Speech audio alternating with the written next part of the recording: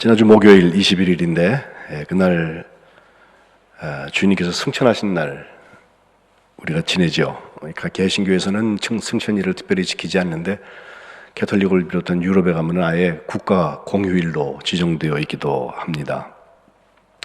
부활하신 주님께서 40일 동안 제자들을 찾아가서 만나주시고 그들에게 부활의 사랑을 전해주시고 성경 뒷부분에 보면 많은 이야기들을 기록하고 있는데 복음서의 마지막 부분들에 보면은 이제 승천하시는 장면들이 나옵니다. 공관복음인 마태, 마가, 누가 세 복음서에는 승천하시기 바로 전에 그걸 우리가 복음 명령이라고 그러거든요. 이반젤리칼 만데이트라고. 그래서 성경에 구약 성경의 제일 처음에 나오는 생육하고 번성하라 이거를 하나님께서 창조 명령이라고 한다면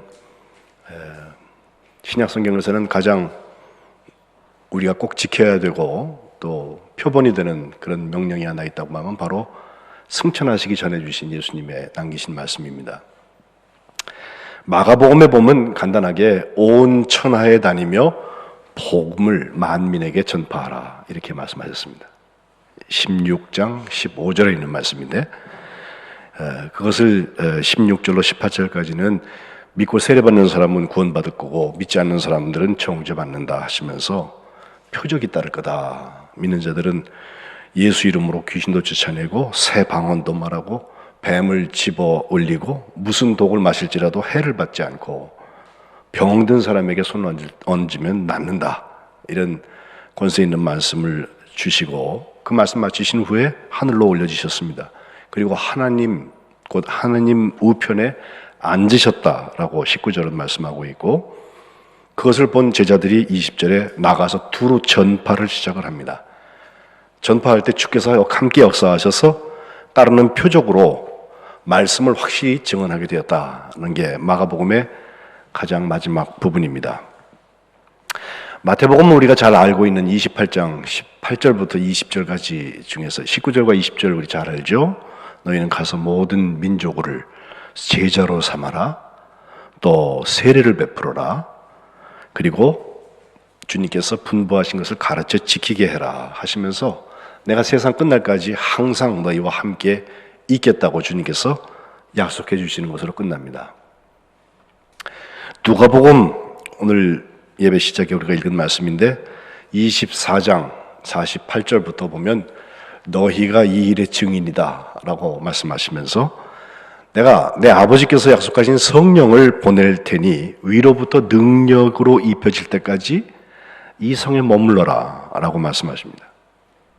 주님의 약속은 요한복음 16장에 보혜사 성령에 대한 약속을 하실 때 내가 실상을 말한다. 내가 떠나가는 것이 너희에게 유익하다고 말씀하시면서 내가 떠나가지 않으면 보혜사가 너희에게로 오시지 아니할 것이고 가면 내가 그를 너희에게로 보내리니 그가 와서 죄에 대하여 의에 대하여 심판에 대하여서 세상을 책망하실 것이다 라고 주님께서 약속하셨는데 그 성령을 보낼 테니까 위로부터 능력으로 입혀질 때까지 떠나지 말고 이 성에 머물라고 하시는 것입니다.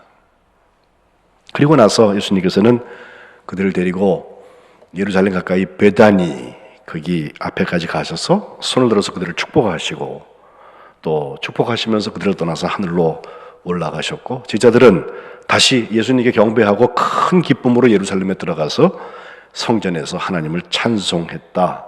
이것이 누가복음의 마지막입니다.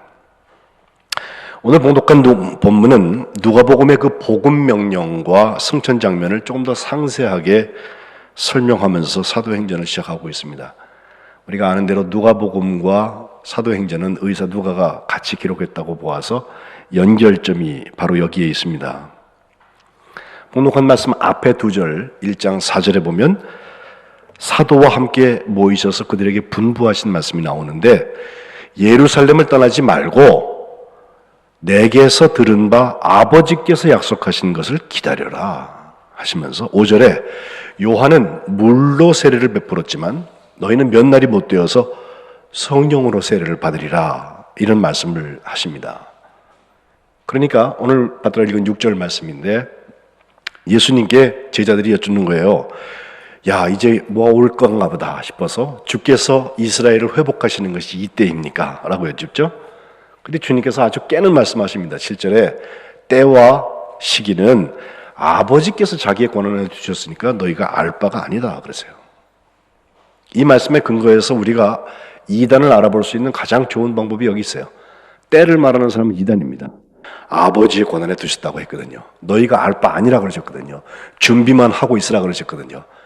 그래서 성령이 더 필요한 거죠. 8절에 복음 명령이죠. 오직 성령이 너희에게 임하시면 너희가 권능을 받고 예루살렘과 온 유대와 사마리아와 땅끝까지 이르러서 내 증인이 되리라. 주님 말씀하시고서 그들이 보는 데서 올려져 가셨다. 이 구름이 그를 가리어서 보이지 않게 됐다고 그랬고, 제자들은 그 구름을 쳐다보고 있는데 어디서 두 사람이 하늘에서 흰옷 입은 두 사람이 그들 곁에 서서 왜 하늘 쳐다보고 있느냐고, 너희 가운데에서 하늘로 올라가신 이 예수님이 하늘로 가심을 본 그대로 오실 것이다 라고 말씀했다는 것이 오늘 본문입니다. 주님의 지시에서 시작했죠. 약속하신 것을 기다려라. 몇 날이 못 되어서 성령으로 세례를 받을 것이다. 제자들이 묻죠. 지금입니까? 회복의 때가 지금입니까? 라고 여쭙는데 주님께서는 그건 아버지의 권한이니까 너희가 알 바가 아니라 하시면서 성령 권능 받고 내 증인들하고 말씀하고 계십니다. 저는 이 말씀을 수없이 설교해 왔고, 바로 승천주일쯤 되면은 이 말씀을 우리가 묵상하는 것이 맞는데, 오늘 특별히 제가 주목하고 있는 것은 주님의 승천이라고 하는 사건과 여기 담겨져 있는 복음 명령과 함께 사랑의 영의 관계를 보고 싶은 것입니다. 여러분, 개인적인 체험들, 우리가 예전에 기도원도 많이 가고 또 신비 체험을 위해서 하나님 앞에 사모하면서 간구한 일도 많고, 그래서 좀 나이 연만하신 분들은 벌써 그 분위기를 딱 알아요. 뭐라고 다 말로 설명할 수는 없는데 그 열정적이고 간절하게 성령을 사모하고 은사를 사모하고 그랬던 기억들. 그래서 성령 충만하게 되면은 성령의 은사, 은혜의 선물이죠. 선물을 주셔서 내가 마음대로 하는 건 아닌데 하나님께서 내게 주신 은사 때문에 일어나는 많은 현상들이 나타나기도 하고 신비적인 체험도 해서 참 좋기는 한데, 사랑의 영을 얼마나 간구하시나 여쭙고 싶은 거예요. 하나님, 내게 사랑의 영을 주옵소서. 이건 별 표가 안 나는 것 같아요. 왠지 여성스러운 것 같고 왠지 나약해 보이는 것 같아요. 권능을 받아서, 이게 디나미스라고 그래서 마치 다이너마이트 터지는 것 같은 능력을 받아가지고 주위를 막 신나게 할 수 있으면 얼마나 좋아요. 그죠? 그런데 사랑의 영을 받으라 그러면요, 사랑하려면 손해도 많이 봐야 되잖아요. 참기도 많이 참아야 되고. 고린도전서 12장과 14장이 은사장이죠. 그런데 그 사이에 13장이 사랑장이죠. 12장 마지막 절에 내가 가장 좋은 길을 너에게 보인다 하면서 사랑에 대해서 시작하는데, 13장 1절부터 보면 내가 사람의 방언과 천사의 말을 할지라도 사랑 없으면 나는 소리나는 구리와 울리는 꽹과리가 된다. 내가 막 예언하는 능력이 있어서 모든 비밀, 모든 지식을 알고 심지어 산을 옮길 만한 모든 믿음이 있을지라도 사랑 없으면 나 아무것도 아니다. 3절, 내가 내게 있는 모든 것으로 구제하고 내 몸을 불사르게 내어줄지라도 사랑이 없으면 내게 아무런 유익이 없다 라고 시작하고 있어요. 그렇게 하면서 사랑은 어떤 것이다 라고 설명하죠. 그렇다면 우리가 사랑의 영을 얼마나 간절히 구해야 되는지 알 수 있습니다. 감리교회를 시작하신 존 웨슬리 목사님이 회심을 체험하신 지 꼭 282년 되는 날입니다. 1738년 5월 24일 날, 그날은 수요일이었는데요. 그 저녁에 그가 쓴 일기는 웨슬리 회심 일에는 한 번쯤 꼭 다시 읽어봐도 좋은 것 같아요. 저녁에 나는 별로 내키지 않는 마음으로 올더스게이트가의 어느 집회에 갔다.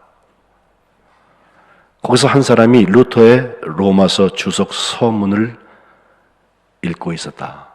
9시 15분 전쯤 하여서 그가 그리스도를 믿음으로 말미암아서 하나님의 변화시키시는 역사에 대한 것을 말하고 있을 때 나는 이상스럽게 마음이 뜨거워지는 것을 발견했다. 나는 그리스도를 정말로 믿고 있음을 느꼈다. 구원을 위해서 그리스도만 믿고 있다고 하는 느낌이다. 그리고 확신이 주어졌는데 그리스도 그분이 내 죄를, 심지어 내 죄를 없애주셨다는 확신이 왔고 죄와 죽음의 법으로부터 나를 구원하셨다는 확신이 왔다는 것입니다. 보통 여기까지 읽어요. 그래요. 변화시키시는 역사에 대한 말씀이고 그 결과로 확신이 주어졌는데 구원에 대한, 예수 믿고 구원받은 것에 대한 확신이 생기고 다른 하나는 내 죄가 다 씻음받았다고 하는 확신을 갖게 됐다. 얼마나 기쁜 일인지 몰라요. 그런데 죄사함과 구원에 대한 확신이 주어지면 무엇이 달라져야 됩니까? 지금까지 읽은 데가 14번으로 되어 있고 15번에 시작되는 데 보면요, 바로 연결되는 부분에 그가 중보기도를 시작을 하는데 지금까지 나를 악의적으로 이용했거나 나를 핍박했던 사람들을 위해서 힘을 다해서 기도하기 시작합니다.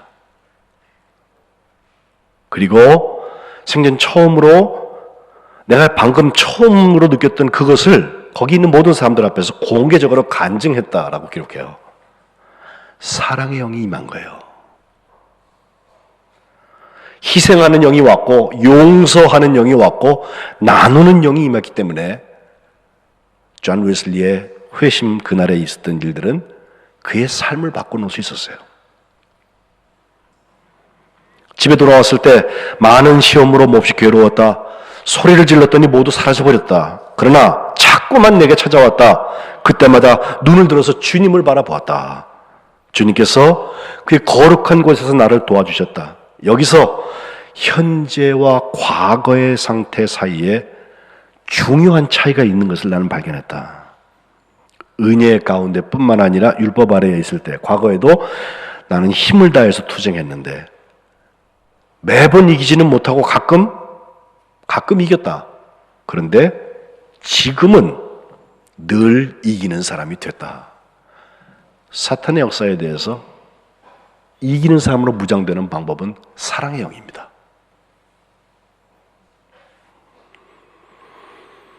(3년쯤) 후에 그가 한번 설교를 하는데 옥스퍼드 대학에 있는 세인트 메리 처치에서 1741년 7월 25일 날 설교 제목이 The Almost Christian, 거의 그리스도인이라는 제목이에요.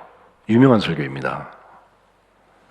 거기서 그는 Almost Christian하고 Altogether Christian, 아주 몽땅 그리스도인하고 거의 그리스도인 둘을 구분하고 있는데 우리가 볼 때 믿음 좋은 사람으로 보여지는 좋은 처치맨, 교인들의 모습은 대체로 Almost Christian입니다.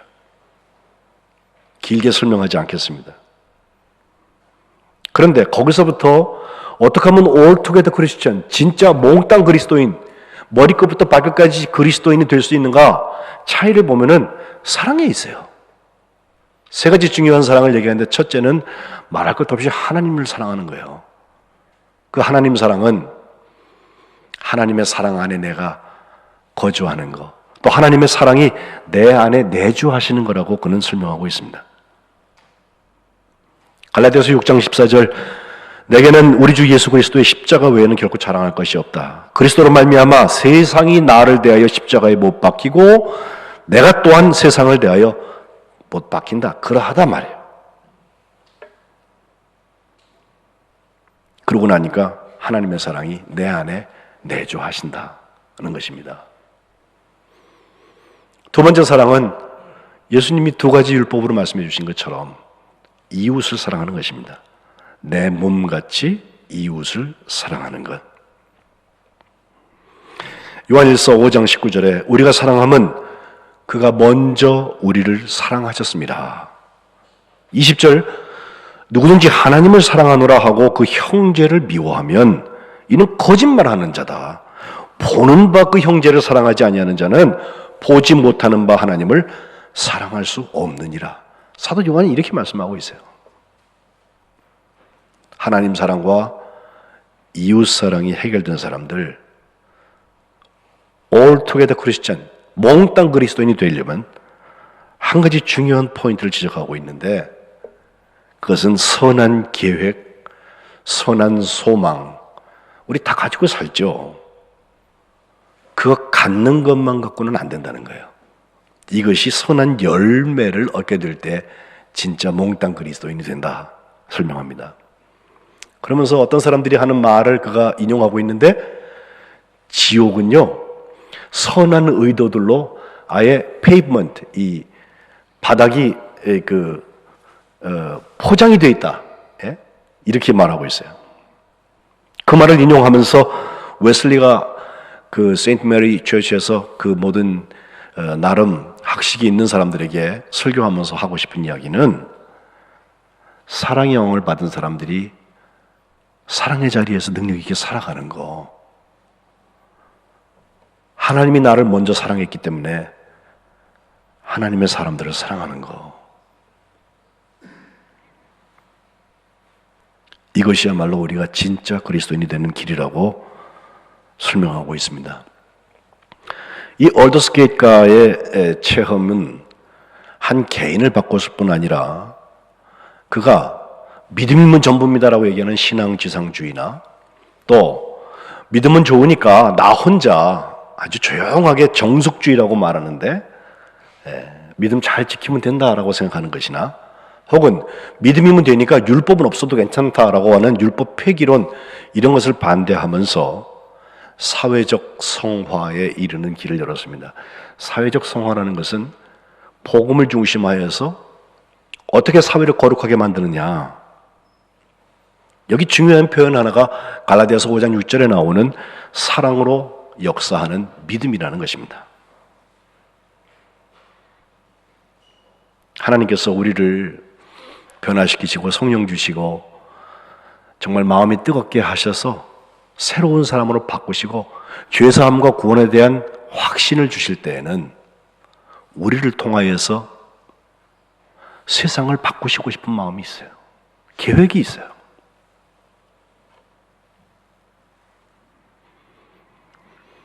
웨슬리는 목사의 아들로 나서 어려서부터 철저한 어머니 품에서 경건 생활을 해왔기 때문에 그런 사람이 뭘 변해야 될까 싶을 수도 있어요. 아닙니다.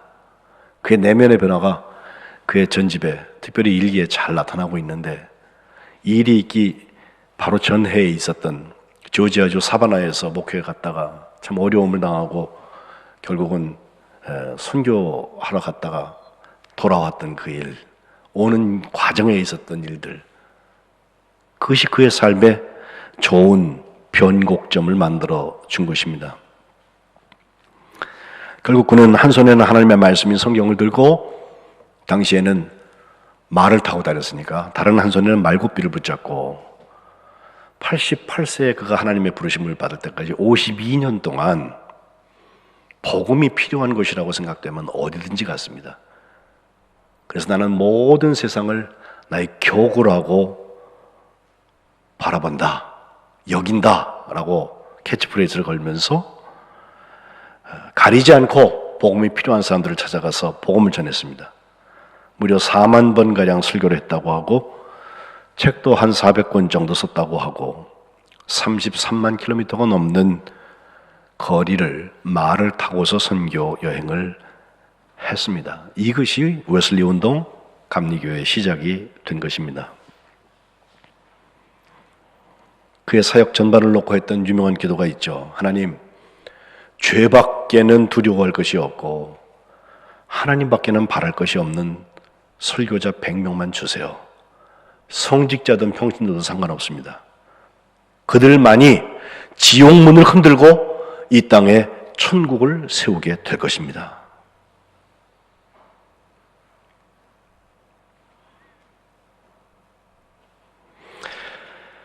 사역의 시간이 가면 갈수록, 연애를 하면 할수록, 연애에 가보면 꼭 이제 안수받는 목사님도 나오지만 은퇴하시는 분도 계시고 천국 가신 목사님들에 대한 어떤 그 추도의 예배도 드리고 그렇게 되거든요. 할 때마다 생각되는 말씀이, 이제 남은 시간 동안 하나님께서 어떻게 쓰실까에 대한 새로운 이정표를 그려보게 됩니다. 공통점은 증인되는 거예요. 증인이라는 말, 마르토스라는 말은 순교자라는 말입니다. 사랑의 영을 받지 않았는데 순교하도록 증인될 수 있습니까? 2주 전에 베드로 얘기했는데 3번 주님을 부인했던 그 베드로, 그를 찾아가셔서 부활하신 주님께서 내가 나를 사랑하느냐 3번 물어보시고 주님께서 아십니다라는 대답을 했을 때 양을 먹여라, 양을 쳐라, 사명 주셨던 거 우리가 기억합니까?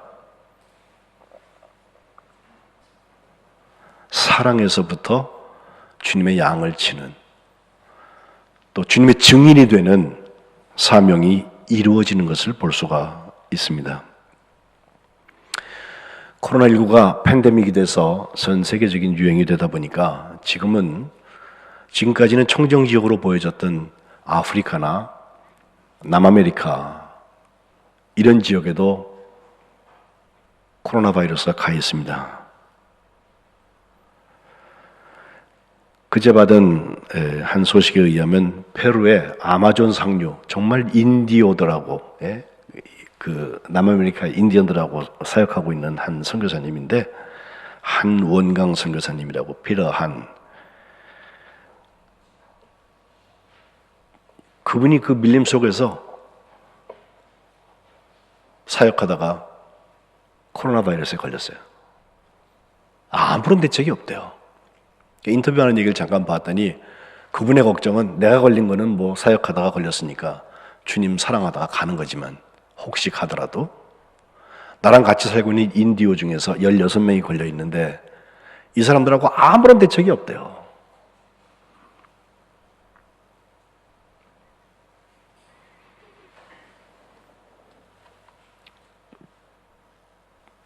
땅끝까지 이르러서 내 증인이 되라고 하신 주님의 말씀을 이룬다고 하는 거 정말 쉽지 않은 일입니다. 그러나 의미 있는 일이고 사랑의 영을 받은 사람은 감당할 수 있습니다.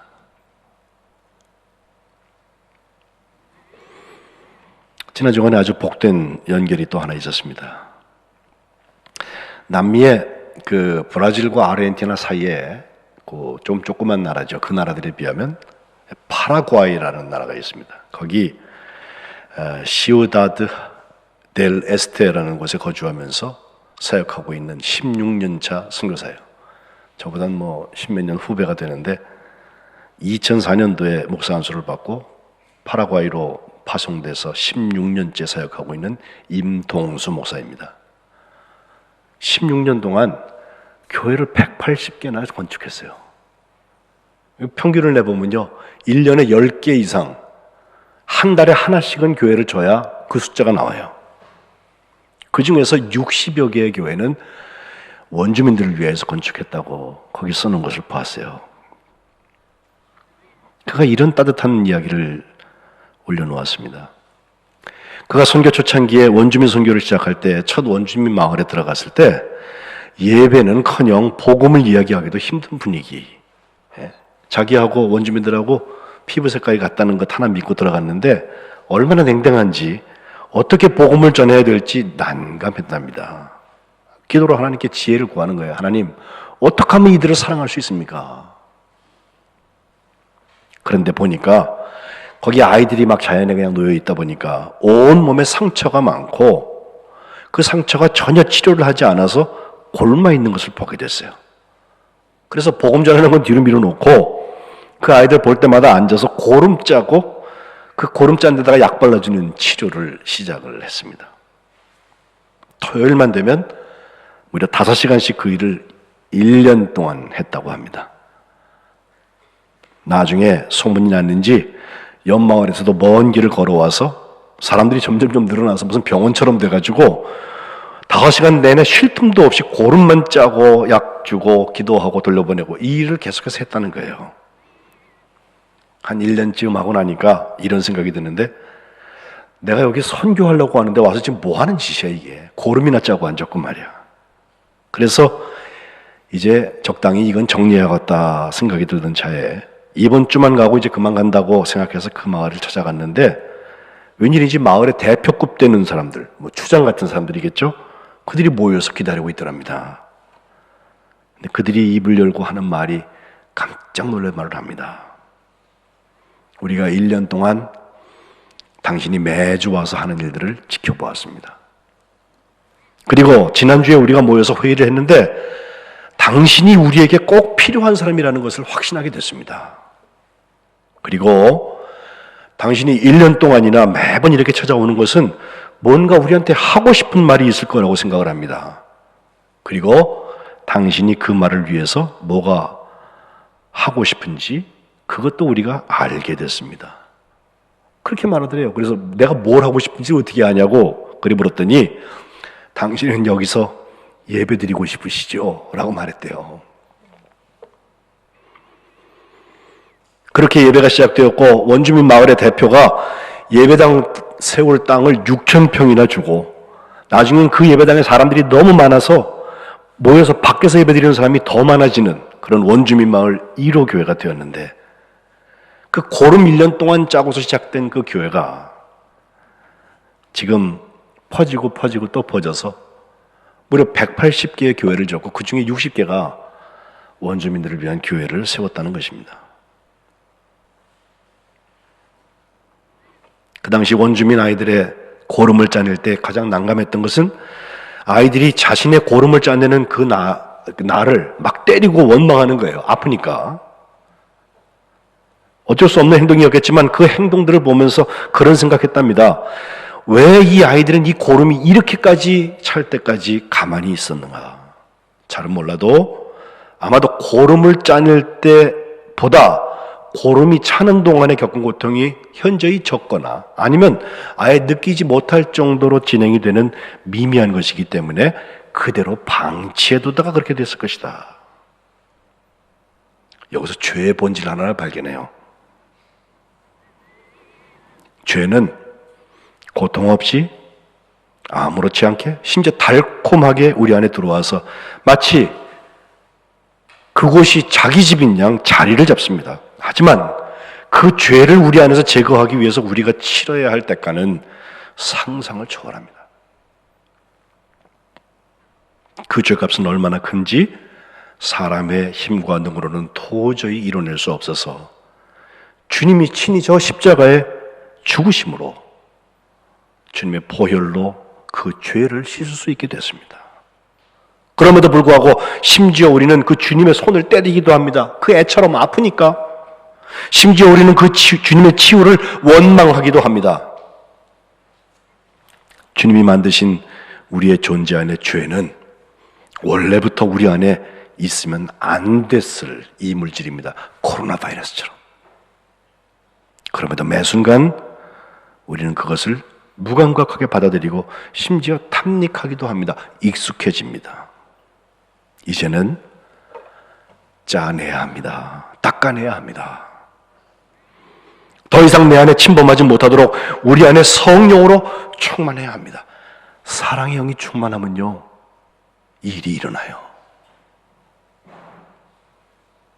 물컵이 꽉 차 있을 때에는 다른 물이 들어올 수 없는 것처럼 내 안에 사랑의 영인 성령이 충만하면 더 이상 죄의 자리는 존재할 수 없습니다. 이 글을 읽고 제가 많은 생각을 했어요. 누구나 알아들을 수 있는 얘기잖아요. 자기가 겪은 일이잖아요.